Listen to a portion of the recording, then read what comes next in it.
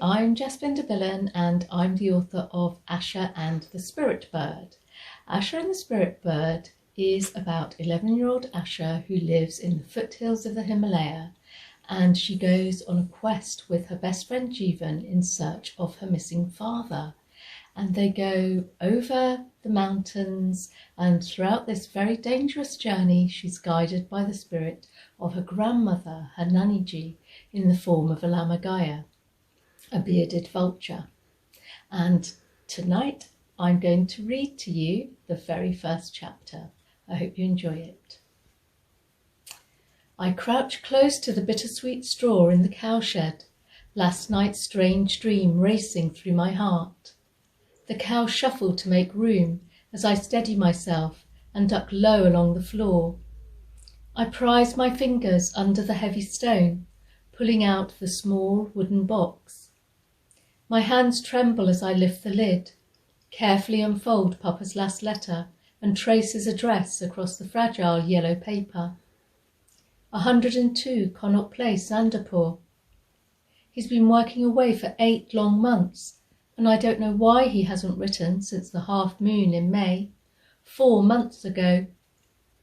I brush away my salty tears with the back of my hand, and even though I know his letter off by heart, read each word as if he were right here with me. Dearest Asha, the city is so different to Manali. It's busy and full of people.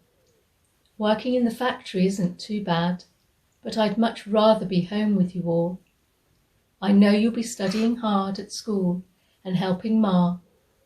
I miss you every day and promise I'll come back for your special birthday on Diwali. Always remember that I love you, Papa. I begin to refold the letter, but the clang of the spare cowbell startles me. It's swinging from a hook in the far corner, where not a breath of air can reach it. And suddenly I'm back in the frozen landscape of my dream, lost in the ice wilderness of the Himalayas. I press my back against Tulsi's steamy body and struggle to calm her. The cows are spooked too. I put the letter in my pocket and follow the bell as it moves from side to side through the whisper-still air. Goosebumps spike my arms, and beads of cold sweat prickle my forehead, even though the shed is blazing with heat. I keep my eyes fixed on the bell, grab Papa's scarf from the shelf and wind it round my neck. I breathe in his comforting scent to stop the panic rising. Then the bell sounds again, this time even more loudly, echoing into the air like a death toll. I'm about to run and tell Ma, but stumble when I hear Jeevan outside shouting my name, his urgent footsteps pounding closer and closer. He bursts in, sending straw and dust flying everywhere. Asha! His face is red hot and fear sparks in his brown eyes. Asha, come quick, your Ma needs you. What is it? I clutch the scarf. You're scaring me. Just come. He's panting so hard that his words burst out in snatches. Something terrible is, I'll tell you on the way. Is Ma all right? Is she hurt? Tell me. I've got to get down there. He grabs hold of my hand, pulling me out of the shed, and we hurtle downhill to the village. But the path is steep and the loose stones are making me slip as air shoots into my lungs in painful gulps. I squint towards the clutch of houses, shielding my eyes against the glare of the shiny solar panels, and just make out a group of people gathered around our gates. They look like little dots from here, and I can't work out who they are. When I get closer, I see Ma, her green chunni flying through the air like it does when she uses it to swat flies. Jeevan grips my hand so tightly I can feel his fingernails sharp on my palms. There's a woman and some men, says Jeevan between breaths. Not from round here. They're asking for money from your Ma. I feel sick, press my side to stop the stitch and keep on going past the mango tree. We're only a few steps from my house now, where everyone is spilling out of the garden, and I see the people Jeevan told me about. 2 hulking men tower over Ma, and one of them is pointing a blunt metal pipe right in her face. A red car is parked outside too, a slim woman dressed in Western clothes standing beside it. My blood turns cold. Jeevan, what's happening? I don't know. We force our way through the crowd. The twins are clinging to Ma's legs and crying. Ma, I shout over the noise. Ma! She ignores me. She's trying to grasp the slim woman's hand. 1 more month, Mina, please, she cries. The woman flicks Ma away. I'm a businesswoman, not a charity, she says coldly. Now, where's the money? She nods to one of her men, the one with the pipe, who shoves Ma and sends her tumbling to the ground. I rush to Ma's side while Jeevan pulls my little brother and sister away from danger.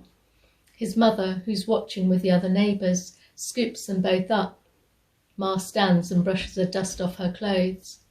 The woman, Mina, signals to one of her men. You search the house. I'll check the outbuildings. And you, she points to the other man, make sure no one interferes. The man with the pipe kicks at our front door with his boot. Ma, do something, I shout. Needles stab at my stomach, but she looks the other way. Get away from our house, I yell, boiling with outrage. The man bares his crimson teeth in a pan-stained smile, shoves aside the beaded curtain, and disappears inside. Ma stands watching at the door, frozen to the spot. Why isn't she doing anything? I run into the kitchen, my legs shaking, Jeevan right behind me. You can't just walk into our house. My voice cracks. Can't I? The man turns, and his jaw moves mechanically, still chewing the pan. He spits a blood-red line across the floor, filling the room with his putrid breath. Jeevan charges towards him. Stop! That's disgusting.